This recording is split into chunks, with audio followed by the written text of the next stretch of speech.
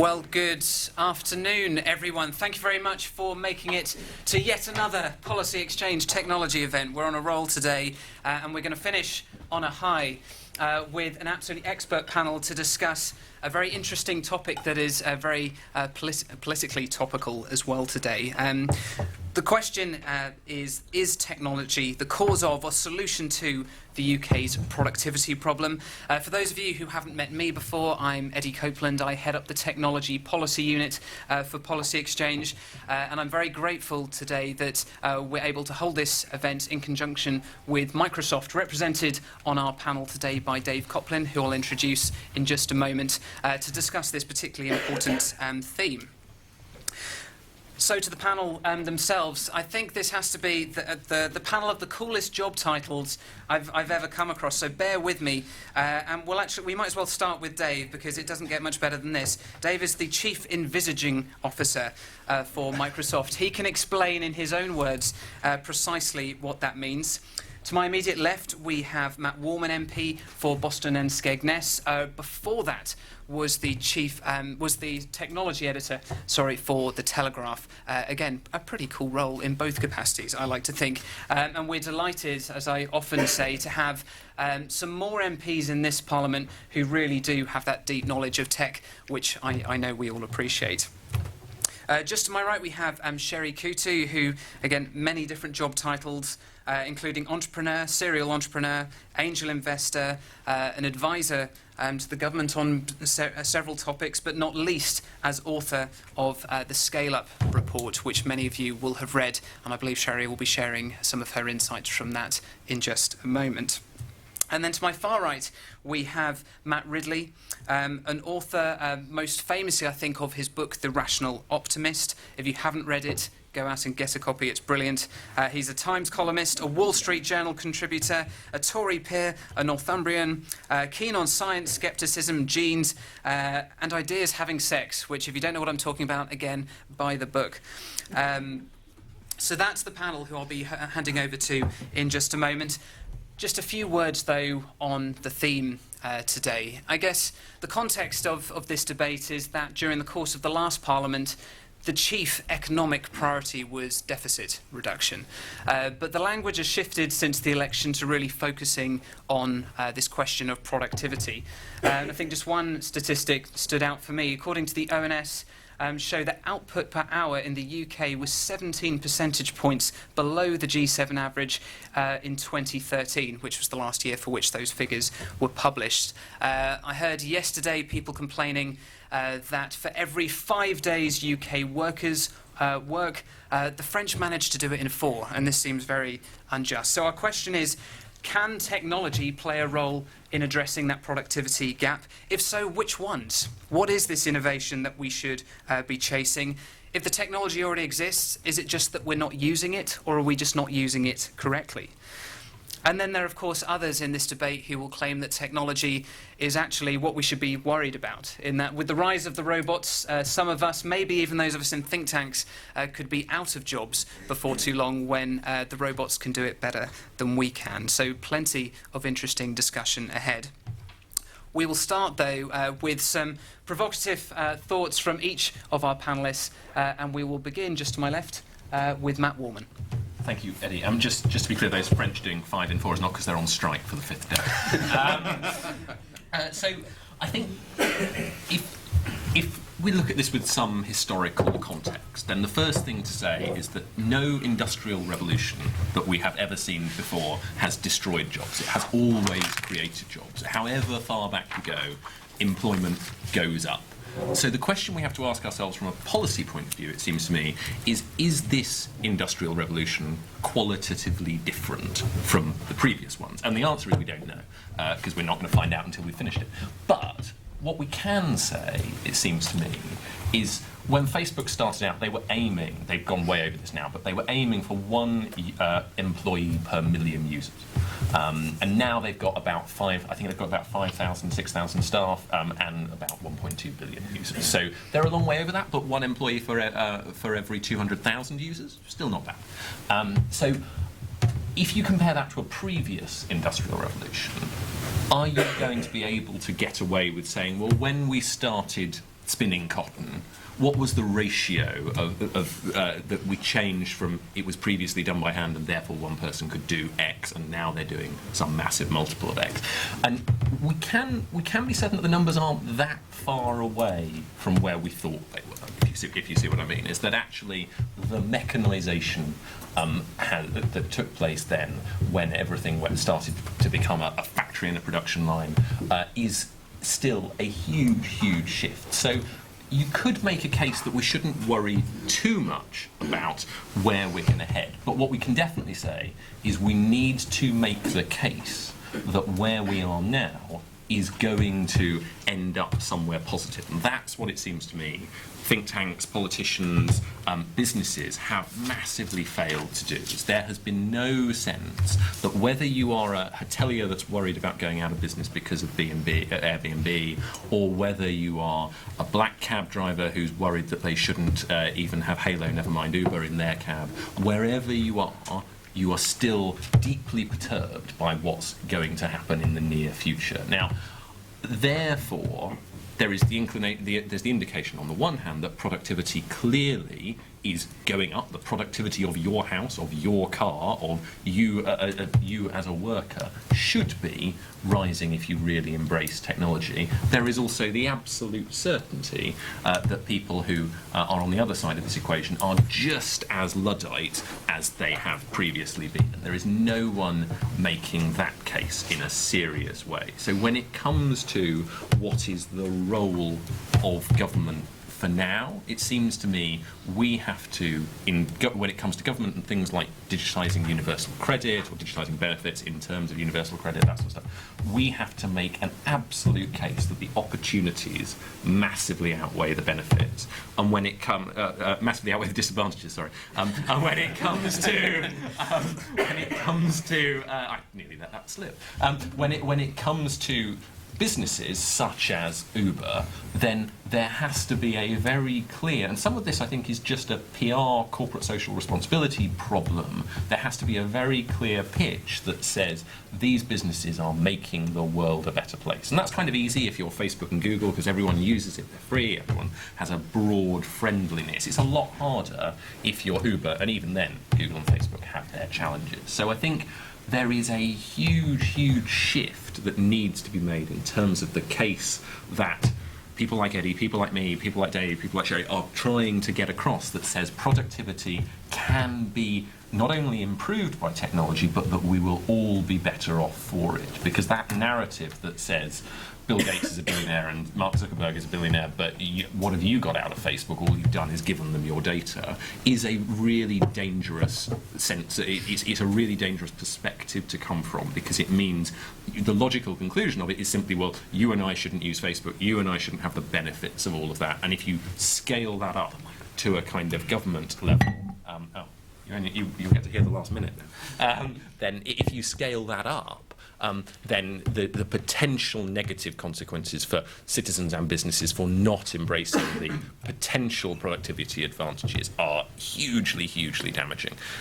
Where does this leave us in terms of actually doing it? Some of it, obviously, as I say, is about PR, it's about communications, it's about all that boring stuff.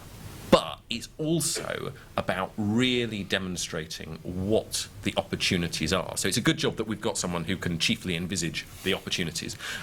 But it is also a real challenge, as I say, for politicians to say this is the opportunity, this is the potential cost. I think we should be open about what the potential negatives are of care.data, for instance, and we should be very open about saying the potential gains here are so enormous that we have to be brave enough to get on with selling them.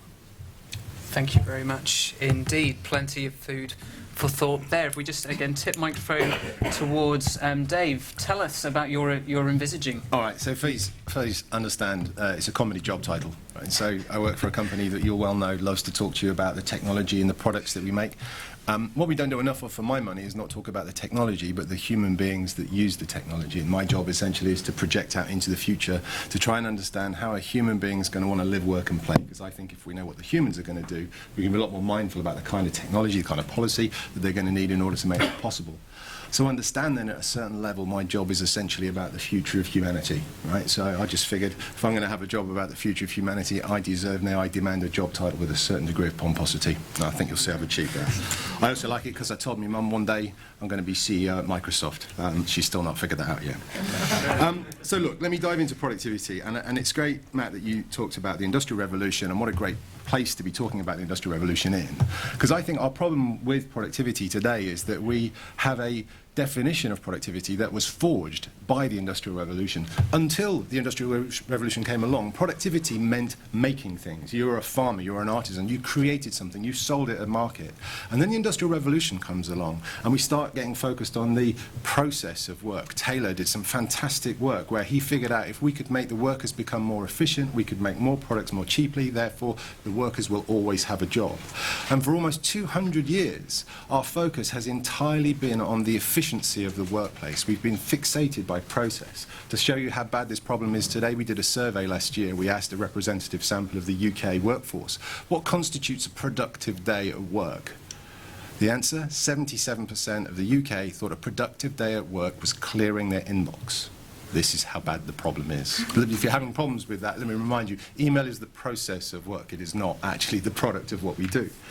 And so we're stuck in this world where essentially we are working like Victorians. Many of the business processes we have, the business models, the legislation, the regulation we have is based on a Victorian way of working. And pretty much all we use technology to do is to make those old ways of working a bit quicker, a bit cheaper. This is not the gift of technology. This is not what we set out to do. Now, to show you how bad the problem is, just let me test this audience. Who amongst you does not get enough email? Right? I don't even have to write a punchline to that joke. We get the pain, and I also know I work for a company that causes you that pain. But the reality is here, all we did with that process is a classic example. We had this analog process called the office memo. You remember those? You used to go to the stationery cupboard, grab a bit of paper, scratch out your name, scratch out my name, and stuff it in an envelope, and off it would go. Then we came along, the geniuses in IT. We digitized that process. We made it fast, we made it efficient, we made it cheap. We now live in a world where we are smothered in email. We are surrounded by email. This is not the technology's fault, it's the way that we use it. So the opportunity that lies ahead of us, if we truly want to get to the gift of technology, is to change what we do. Technology provides us with this incredible capability, but we've got to break free of those shackles. Technology should be the rising tide that lifts all boats. It should be the thing that as it extends its reach, as it extends its power, the human beings should not be replaced by it, but they use that as a platform to reach further than they ever could do before. And it reminds me of a debate from my childhood when I was at school and I was doing my maths exams. When I was doing my maths O-levels, and if you don't know what an O-level is, it's kind of like a GCSE but harder, right? It was a point in our society where we were debating the role of pocket calculators in the education of our children. Now, I did my maths O-level with a logbook and a slide rule. Now, let me tell you, I'm a better mathematician with a calculator than I am with a tabulated bit of paper and a slidey bit of plastic. Yes, I need to know the basics of arithmetic, but once I do, that enables me to use technology to extend my reach to achieve more than I ever could do before.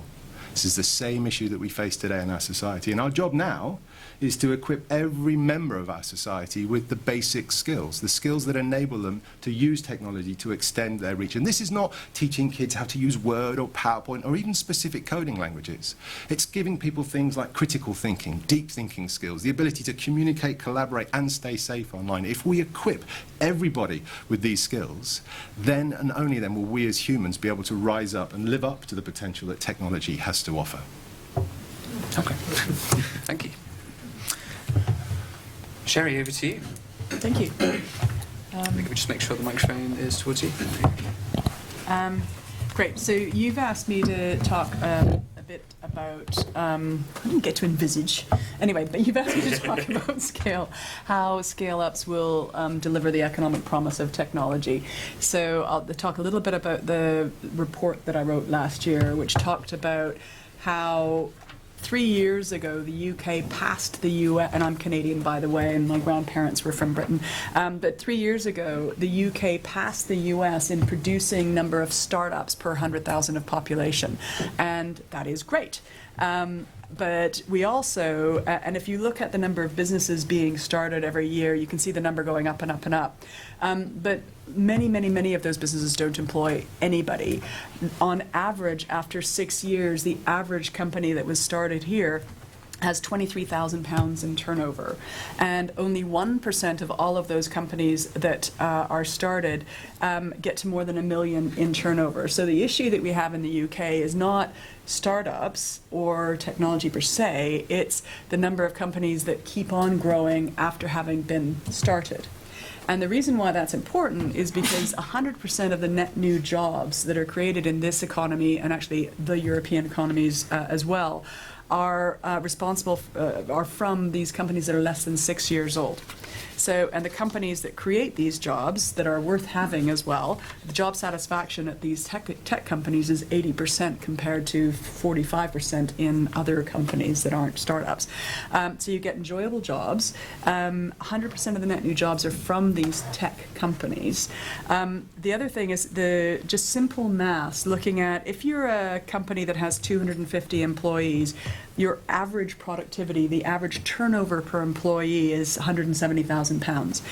If you are 50 to 249 in terms of your headcount, the average turnover per headcount is 164, and it goes down to 134 for 10 to 49. So how do you find those companies that are creating the technologies that the customers just can't get enough of? And that is part of the productivity gap. Those companies right now in the UK have 990,000 open jobs. And 92% of those jobs are in STEM subjects, which takes us back to sort of the other point.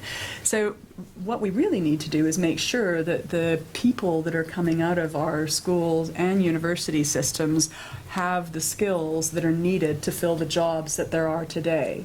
Last summer, as part of this exercise of the Scale-Up report, which talked a lot about productivity and addressed that point specifically, said, well, if we just filled those open jobs, what would happen if we fill those 990,000 open jobs? What if the people have the right skills today? And the boom to the economy would be £96 billion just on an annual basis. So the enormity of not filling the open jobs right now is huge, and it does decrease our productivity.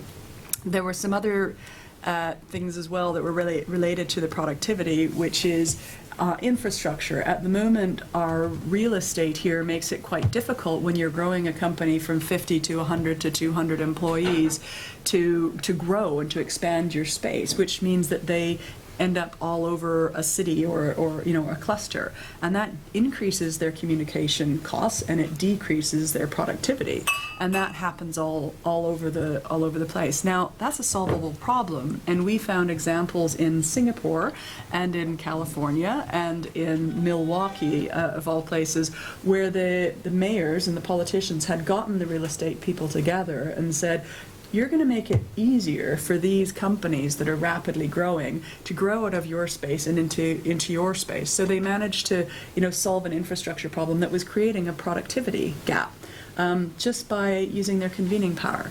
When we spoke to the scale-up companies last year and asked them what was preventing them from growing, the number one thing that was on their mind was skills. They couldn't hire people to help them fill the job opening, to help them fill the customer orders that they had. So they were actually turning down customer orders because they couldn't hire people that had the right skills. So that was the number one thing on their mind. The second thing, and it was very close to tied, was leadership capacity. So the training and the mentoring. If you're running a company that's growing at 20, 30, 40, 50% per annum, you actually need training and coaching yourself, and your senior leader, your senior management team needs help. The number of people that can help companies grow from 50 to 100 to 200 in this country are fairly few and far between. And we've called upon business schools and professional associations to help mentor and coach these rapidly growing companies. The third thing was that getting customers, particularly selling to government and selling to big companies in this country, was found to be more difficult for our rapidly growing innovative companies. So we've also called upon large procurers to talk about how much they're actually procuring from these innovative companies. And we've changed it. We've sort of copied something that was done in the U.S. By the Ministry of Defense. And they had changed from wanting to know the number of small companies that these large companies were buying from to wanting to know how many and how fast those companies were growing and what percentage of their turnover was from that company. And that changed from having a whole bunch of micro businesses and consultants that used to work for the MOD working as contractors to them actually contracting with the Teslas of this world and the other rapidly growing companies. So just a slight change in request to transparency changed the behavior and made it super easy for these innovative companies to suddenly sell to the big companies, which was a neat trick if you think about it. So there's the skills, leadership capacity, and procurement from larger companies would solve a lot of our productivity issues and would be the answer to our problems if we could, but the skills are most important. Thank you very much. I went over, sorry. No, that's right. Well, thank you. And a lot of the most intelligent things have already been said, so I'll struggle to add to them. But just to start off in history again, and other people have mentioned the Industrial Revolution, what more appropriate place to do so than Manchester. When Britain was embarking on the Industrial Revolution, Japan embarked on something very different, in what's been described by one historian as the Industrious Revolution. They deliberately turned their back on technology. They deliberately drove technology and indeed domesticated animals out of their agricultural sector. So they went back to hand doing everything in order to make sure everybody got employed. That was kind of the idea behind what Japan was doing. So that, for example, there were almost no oxen ploughing in Japan by the middle of the 19th century. People were doing it by hand hoeing, as it were. And it had a very successful result, which is that everybody had a job. But it also meant everybody's job was dreadful, because the standard of living stagnated, whereas we all know what happened in this country. Now, is it possible that our current stagnation of productivity in this country means we're going down that wrong route? Not a chance in hell, I think. In other words, it's clear that whatever's happening is something to do with the way we measure productivity, which has already been mentioned, something to do with the way we do industrial policy and culture in this country, rather than because we're turning our back on automation and the ability to produce a lot of, in my case, words for a minimal amount of effort, in somebody else's case is widgets or whatever it might be.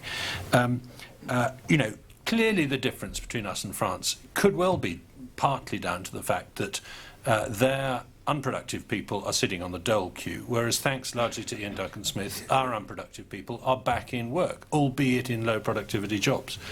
Clearly the fact that over the last 5 years we have shed 600,000 people in the public sector and added 2 million people in the private sector to the workforce may well have superficially seemed to affect our productivity in the wrong direction. Why? Because we measure productivity in the public sector in really quite a perverse way. We say as long as you're filling your hours and getting in someone else's way, you're being productive. I exaggerate, but I think only slightly. Now, of course, it is just possible, and we've touched on this already, that we're spending too much time online, and that far too many people are. There was something in the newspaper either today or yesterday about what proportion of time people at work actually spend on Facebook or whatever it might be. And, guilty as charged. We're all distracted all the time, and so are our kids at school, etc. And that clearly is a problem. And maybe it's more of a problem in this country because we're more online, we're more obsessed with social media than other European countries, etc. But is it entirely a bad thing? Because what it's saying is we've become so productive in those periods when we do a burst of work that we can afford to do something else in part of our time, even though it's on our employer's dime. And I think this goes back to the big story that's been touched on, which is the whole story of the Industrial Revolution and what it did to this country. I mean, 200 years ago, 80% of the workforce had to be in agriculture so that 100% of the population got fed. Well, that's a dreadful situation, really, to be in. I have a farm. The combine harvester that was cutting my wheat 2 weeks ago was driven by one man. It was producing enough wheat in a day to make roughly 500,000 loaves of bread. One man. Now, if he had a scythe instead of a combine harvester, he wouldn't be able to produce nearly as many loaves.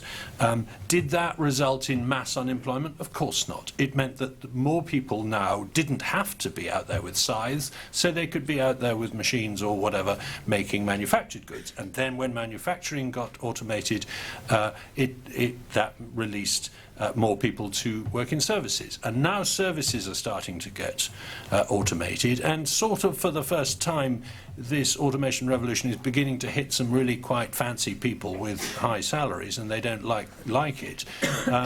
And I'm amazed, by the way, when I go to Silicon Valley and talk to some of my friends in the sort of singularity movement, how gloomy they are about this, and how they go on and on about this next wave of automation is going to come so fast and hit us so hard that we really are going to see an unemployment problem. I think that's bunk. And I think actually that the fact that we might, through the use of the blockchain technology behind Bitcoin, begin to disintermediate not just finance but commerce of all kinds, but the law, accountancy, all these kind of things, so that you don't need a lawyer in a deal, because the blockchain has kind of verified that everybody has got what they say they have. I don't quite understand bitcoins or blockchains, but I'm getting a bit hand-waving here. Luckily, I'm running out of time. So the other point to mention is that 100% of UK jobs are destroyed roughly every 10 years, and of course replaced roughly every 10 years. So the idea that a great wave of job-destroying technology is coming is nothing new. It's always happening. We're always turning over jobs.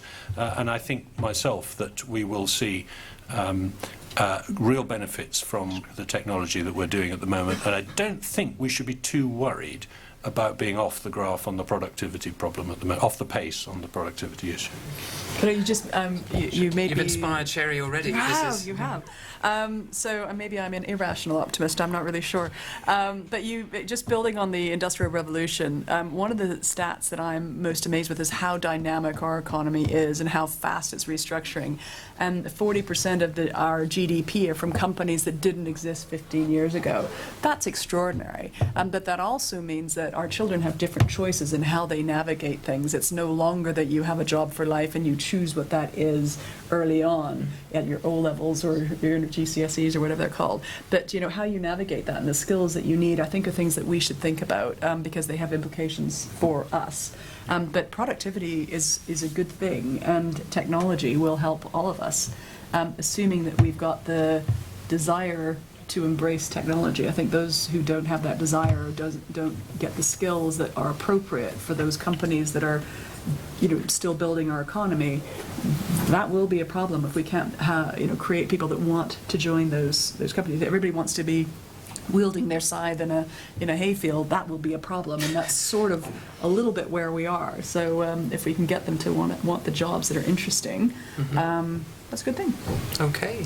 Thank you very much to all our panellists. I'd like just to pose, if I may, a brief question to each of them individually, and then we'll open it up to the room to get your comments, thoughts and questions. But if I can start with Matt Warman. You spoke about the need for government to actually articulate the positive case, why this is so exciting, why it's worth some of the disruption, but also, to be honest, about some of the downsides. We've seen a lot in recent weeks and months, very contrasting reactions between the UK, other world cities with regard to companies like Uber, Airbnb, and whether that disruption is worth it. Is the UK being welcoming enough, making it strong enough in terms of an international context? Or are we doing it as effectively or more effectively than other governments and countries? Well, if you look at what TfL is proposing, then apparently we're going to start being a lot less welcoming, which is a worry. I think if you look at the growth of digital companies in the UK, then we're obviously doing something right. On the other hand, I think when it comes to making those arguments, we've got to be quite hard-headed about this. The growth of Uber is great for everyone except black cab drivers. Now, we've got to, I think, be pretty clear that the future economy, long term, has far fewer black cab drivers than it has got. If I had children, I would not be encouraging them to do the knowledge. So I think we've got to, when we talk about the positives and the negatives, we've got to be just rational about this stuff, because otherwise it will look like we're pulling up the drawbridge. Okay. Thank you. And to Dave, you were talking about these sort of general skills that we're going to need, so not the specific on a particular application, but that broad knowledge so that we can leverage technology to be more productive, to embrace all those opportunities. How do we get those skills? Who's responsible for making sure everyone in the UK has them? Is it private sector, government, charities? Yes. Yes, right. Is the answer. It's interesting. I was just talking to Jeff earlier. You know, I've got a 9-year-old son, and so I'm watching this play out in front of my eyes. And what you see happen is we all have a responsibility. So I think my industry, the tech industry, has a responsibility. I would have put it as a duty of care to inspire people as to what technology can enable. And this is about whether it's new jobs or the things that can be created. I think we have to work closely with the government, as we did last year, to get computer science introduced into the school curriculum. But the real trick is actually in education, and the real trick is with teachers, the kids, and their parents. And I think this is the dialogue where we're sticking now, where I think we're sticking now, is we've put computer science on the curriculum, but many schools have no idea what to do with that because they simply don't have the skills. And so you can stuff it into the curriculum, but they're struggling as to how they deliver it. But it gets worse because I don't want a world of computer scientists. I work with some of these people. Do you know what I mean? The thought of everybody, anyway. So what we should be doing is... Exactly. Long-haired beardy bloke, just likes to talk.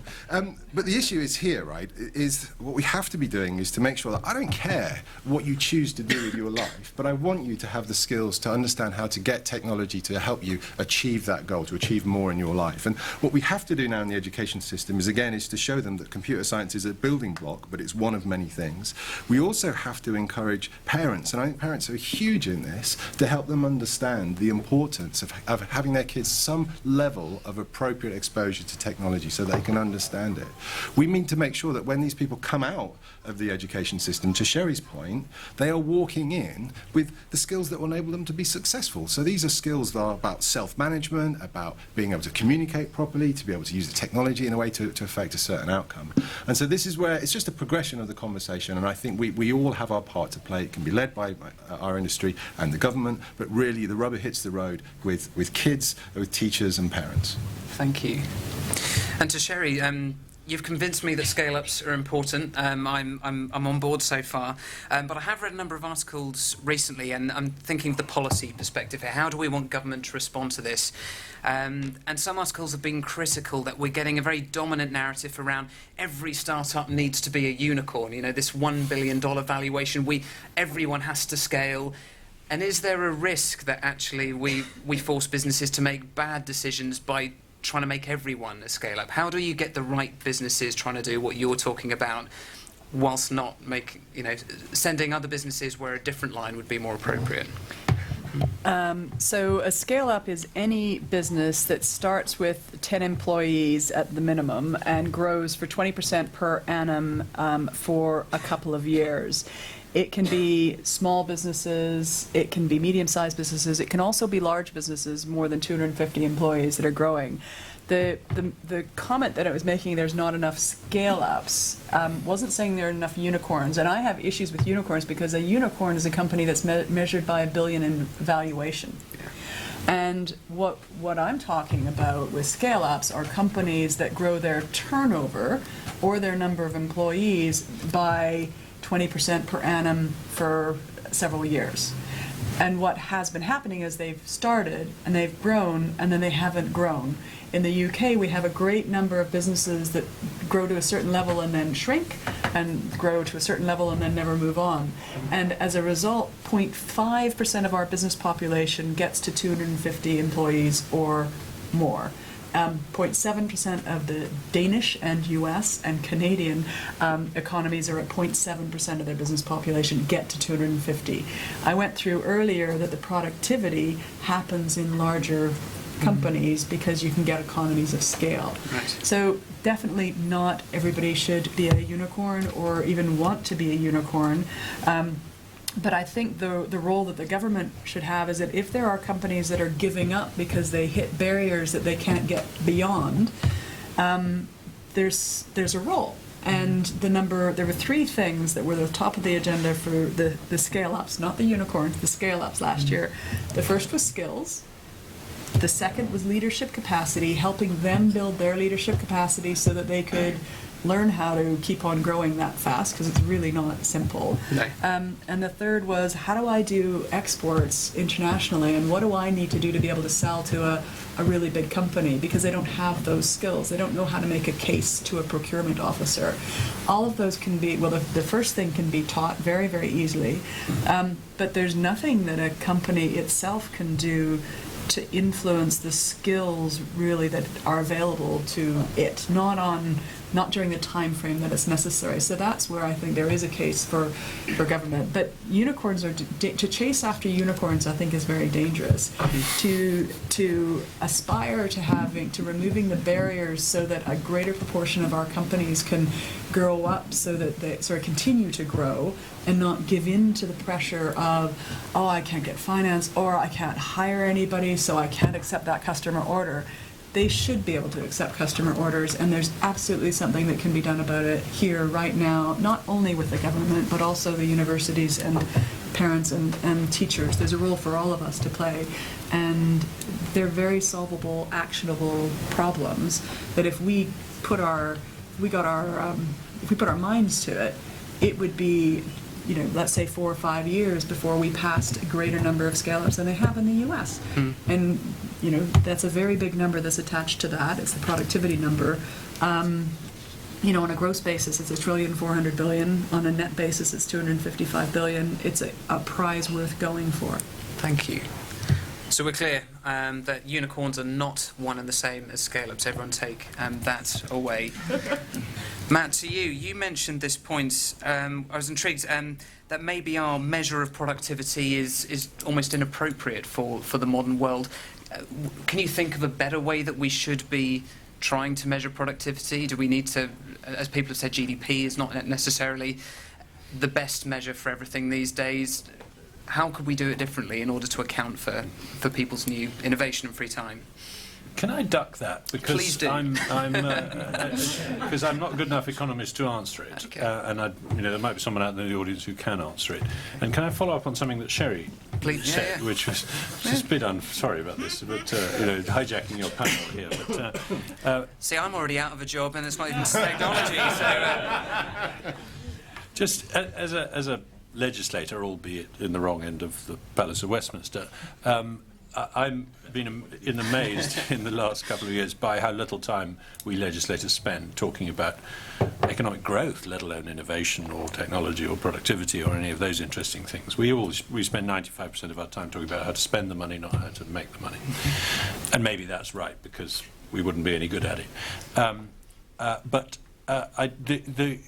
going into the last election, I was talking to a number of entrepreneurs and people who represent them and things, because there was an enterprise bill in the Lords, and what could we do to improve it? And one of the things that came through was that actually the Lib Dems had a manifesto promise that they would deny entrepreneurs relief to people who diluted themselves, to entrepreneurs who diluted themselves below, I think, 5% or something. And this is a disastrous idea, because it's basically saying, hang on to your company and don't grow it if you want to get decent rewards in the tax system, etc. So I made the case in Parliament that was a bad idea, that actually you should, the people who dilute themselves down to 1% are actually, they're heading for the scale-up, which is the point you make.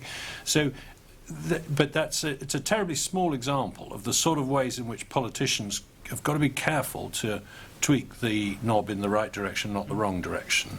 And I suspect there's a plethora of those, and we legislators, Matt and I, all legislators are called Matt, all the best ones anyway, do need help in identifying what these things are, I think.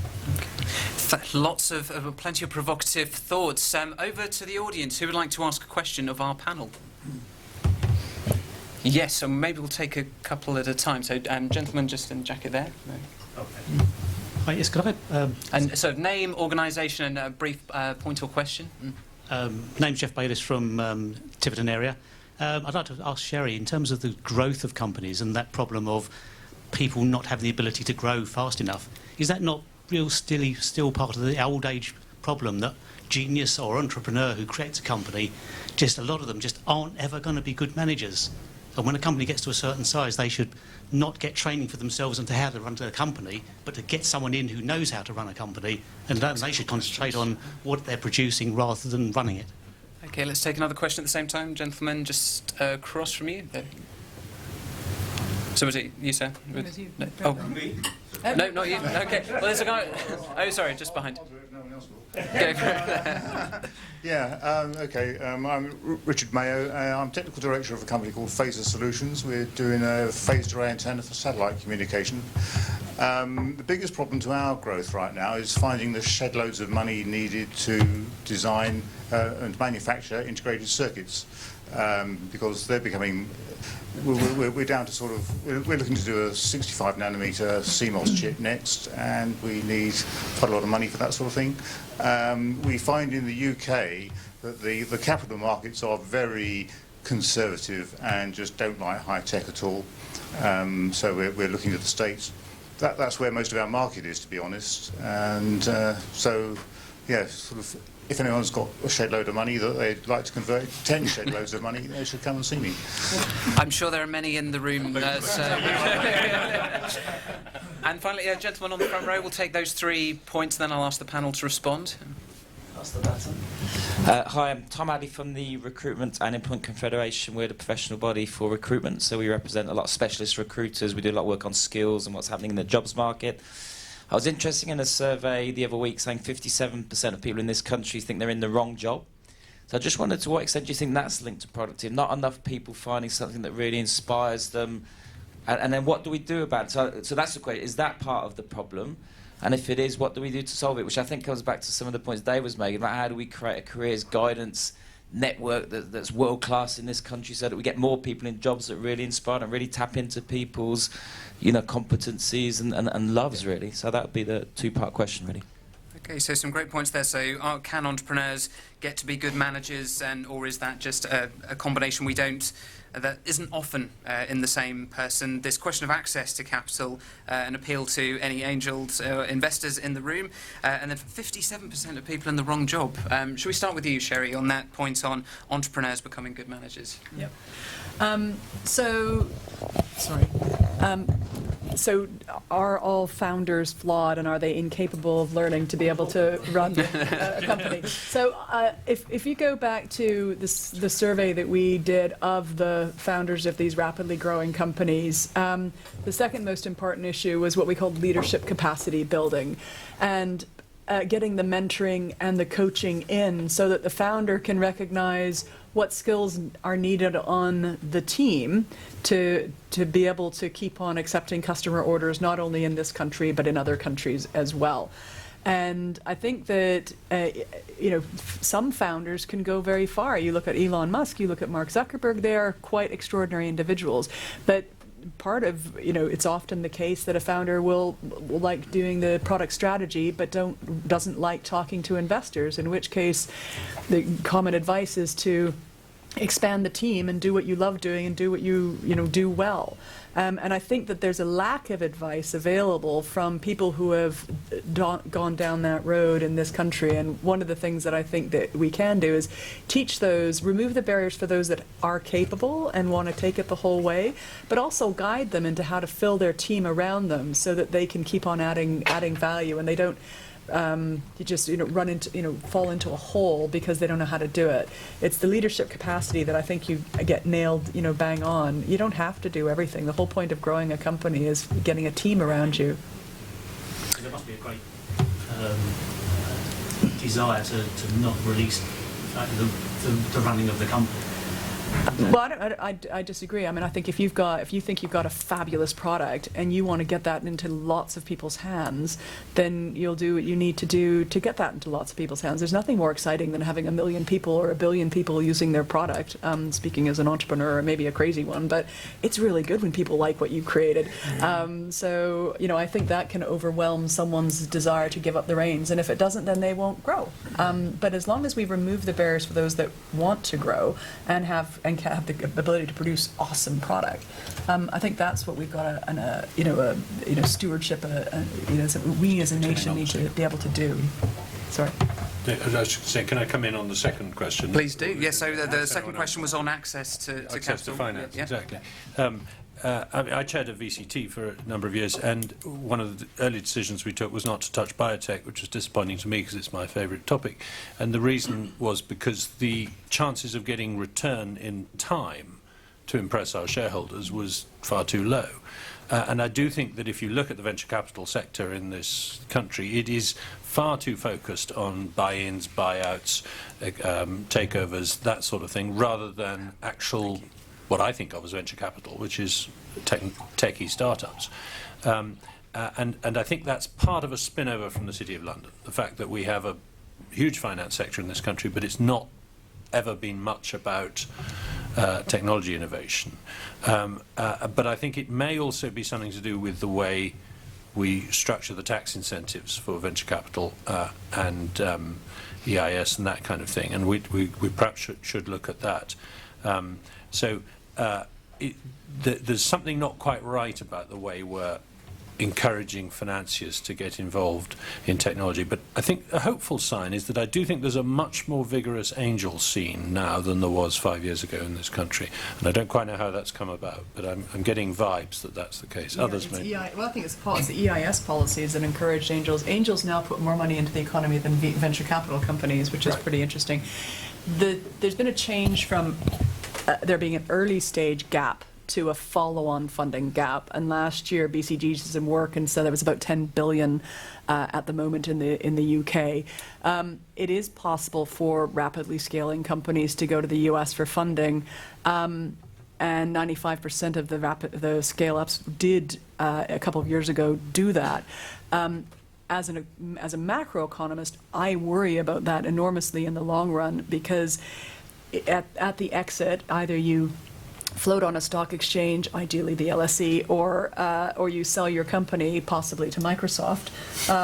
But the funds flow into other economies if the funding hasn't come from here. So I think that one of the things which would be really good for us as an industry is to make sure that follow-on funding is available in sufficient quantity so that you can get funded in this country by investors. Now, is that changing the VCT rules, or is that changing the pensions so that they can invest in private companies? Probably, and that made a large change in the US when they changed the rules to allow pension companies to invest in the funds, and that would put my mind at rest, because the follow-on gap it's dangerous to allow that to be filled by foreign by other countries, because the chances that it will flow out of this economy and not come back are very high. Okay. So can I? Oh, sorry. Just a couple of slightly counterintuitive ways. If you look at what a British problem is companies selling up too early, is rather than waiting to be the billion-dollar company, they'll sell for a relatively small number of millions. That implies that there are too many founders that are out there thinking, well, actually, I'm going to get out. Either because it gets, I don't know whether it's a sort of combination of it gets too hard, it's where do they see the sort of ceiling of growth, whereas American companies, for whatever reason, have typically held on and not floated that early. So that's one thing. I think on people being in the wrong job, I think it's a really interesting problem from a political perspective. Then you're sort of surrounded by voters who tell you you're in the wrong job, but you are convinced that you're in the right one. So that's an interesting dilemma. But I think actually all it really speaks to is that we need a flexible workforce, right? Because if you've got 57% of people thinking that they're in the wrong job, that's not in itself a problem, so long as they have the ability to move to another job. So. I mean, I think there's another angle on that, right? So I'd broaden the problem to engagement, employee engagement. And one of the sort of sleeping giants of problems that we have in the economy is disengagement. The UK stats are, latest stats from Gallup, where 83% of our workforce is disengaged. So 83% of our workforce not really that bothered about what they do. And for me, this is an issue. It comes back to productivity, because in Taylor's world, what we get the employees to do is they focus on an individual process that gets combined with a bunch of other processes that makes a product or a service. And so their engagement is just with this bit that they do. They have no connection to the outcome of what they do. They have no sense of purpose in how they belong to that organisation, so they become disengaged, disenfranchised, and think they're in the wrong job. Back in 2009, the government did a report on engagement. It was called the McLeod report, and it showed that the cost in productivity terms to the UK economy is 44 billion quid a year in lost productivity. So I think there's an opportunity for all UK businesses to focus on employee engagement. And employee engagement to me is not some happy clappy, I love this company, but it's about purpose. It's about connecting people. And Matt, you mentioned this right at the beginning, about connecting people with the purpose of what the organisation contributes and so you're actually doing something that enables people. For Microsoft, we create platforms that enable people to do amazing things. We don't do the amazing things, we just create the platform. But we have a sense of purpose in that, and that gives us that engagement. So I think there's something that the UK organisations need to do to recapture that 44 billion quid, which is all about re-establishing the purpose of what they do and connecting their employees to it.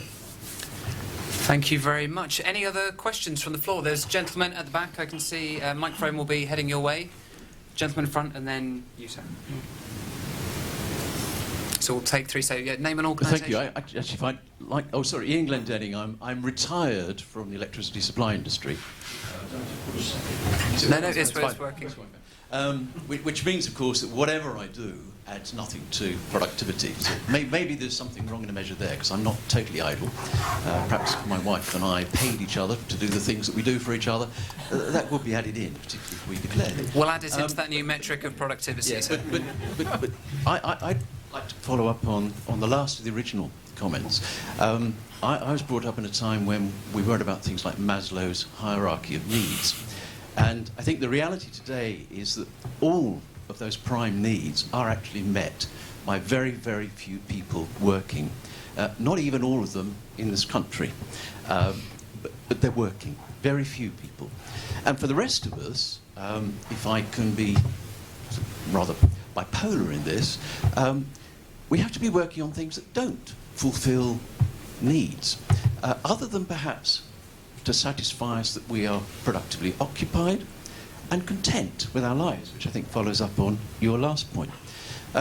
So I would almost question whether most of what we do we ought to be worrying about, as long as we are happy, which perhaps is a better measure than a financial metric.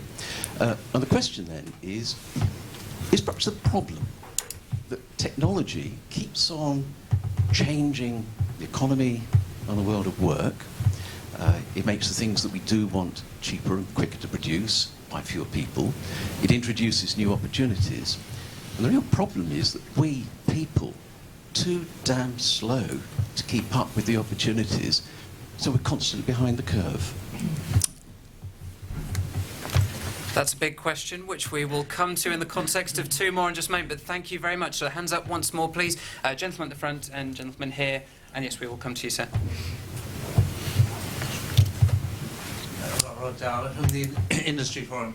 I think if you want to address national productivity, you also have to think of the non-scale-ups, because I think over 90% of the organisations in the country are not scale-ups. They're sort of nice business for the owners.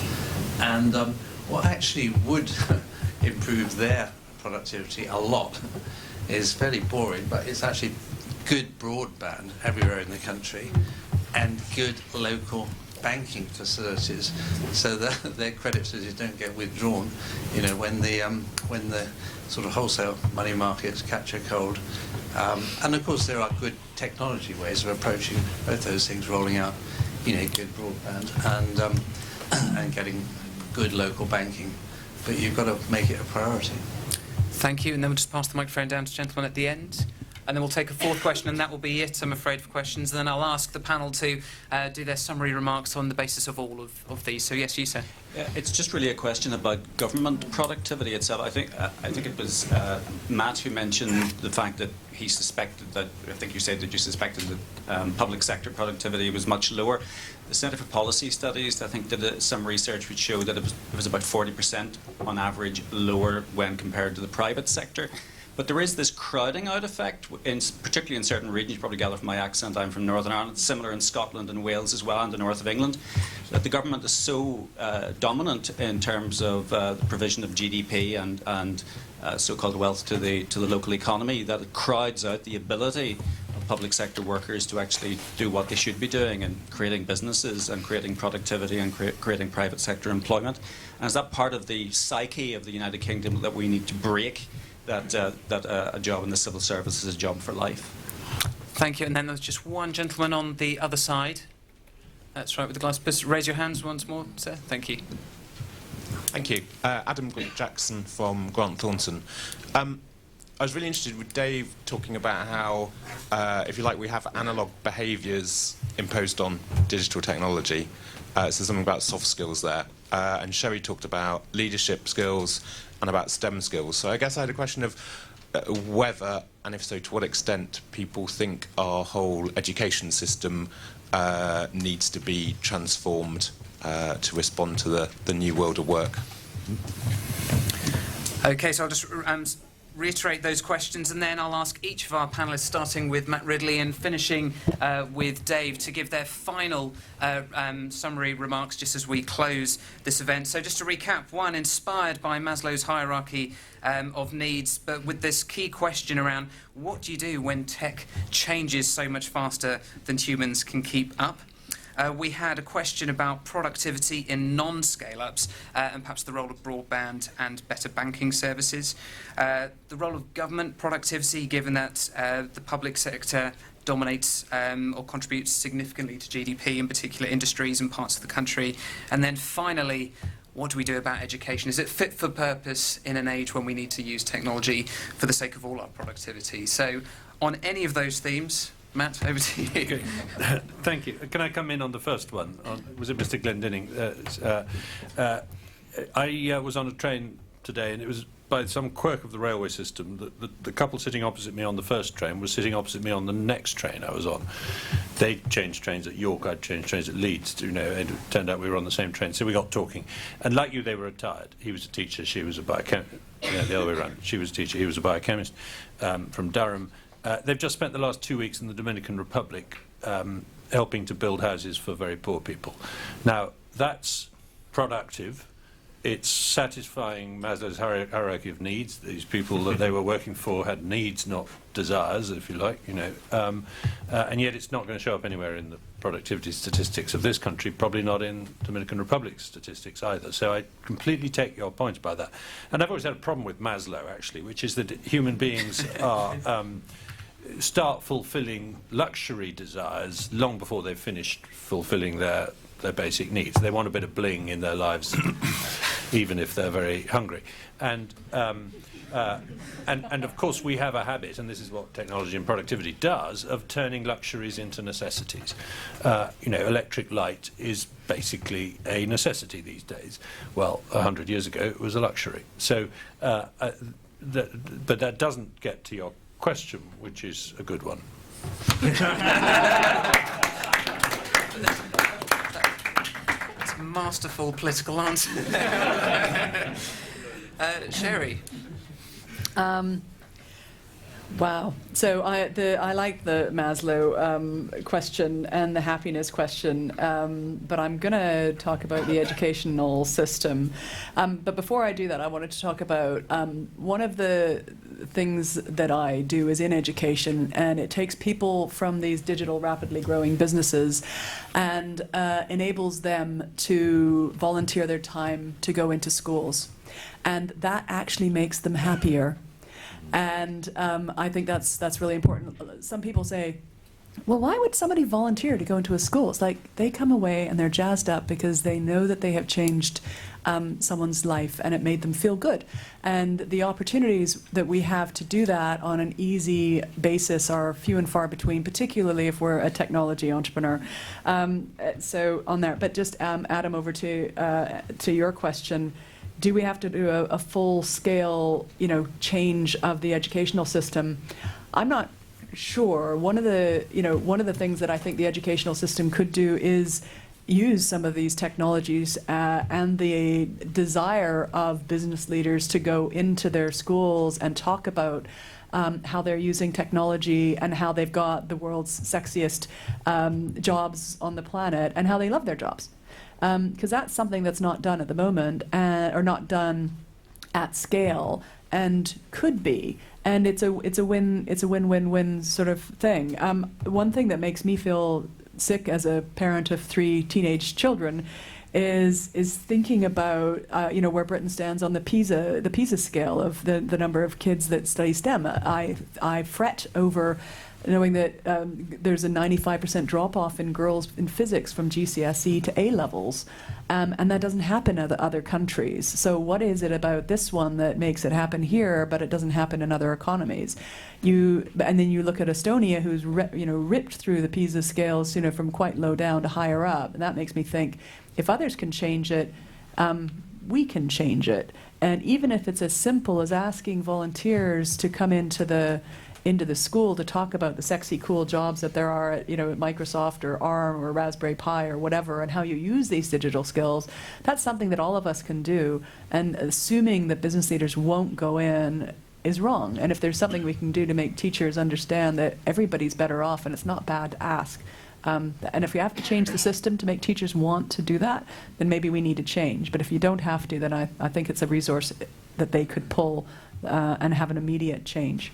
Thank you very much. Matt? I'd just be very, very brief, and that's to say I don't think we need a complete revolution in the education system, but I think what we do need is a much better integration of the education and business and the skills that businesses need, and that means encouraging teachers to understand that going to university isn't the only option, that entrepreneurs very often come from a much more diverse range of backgrounds. All of that stuff requires an integration between the third sector, between government, between business, that simply isn't incentivised by the current education system. And the final word to Dave. So just 2 things. One, we've touched a lot on education, but the thing for me, we still treat technology as a lesson in itself. School is the only place my son goes to where the technology is stripped away from him, and he's left to fend for himself. That's the only time in his life he's going to be like that. Technology actually should be a foundation on which we promote learning on all subjects, and I think that's, for me, it's the most fundamental shift in the education system. And then to bring all of the other points together in a nice summary, for me, this has actually got nothing to do with technology. It's got everything to do with what my dad calls the interface between the keyboard and the chair. It's us, right? It's our responsibility. We are the people who press the buttons. We are the people who decide what the technology is going to do, not the technology.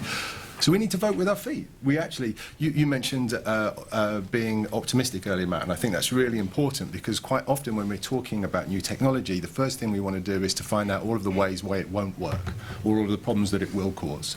Why don't we turn that around? Instead, when we're looking at innovation, when we're looking at transformation, let's spend 5 minutes just being naively optimistic about the great things that could be possible if we did that. And then we'll be in a much better place to figure out the legislation, the regulation, the inspiration that we'll need to make it happen.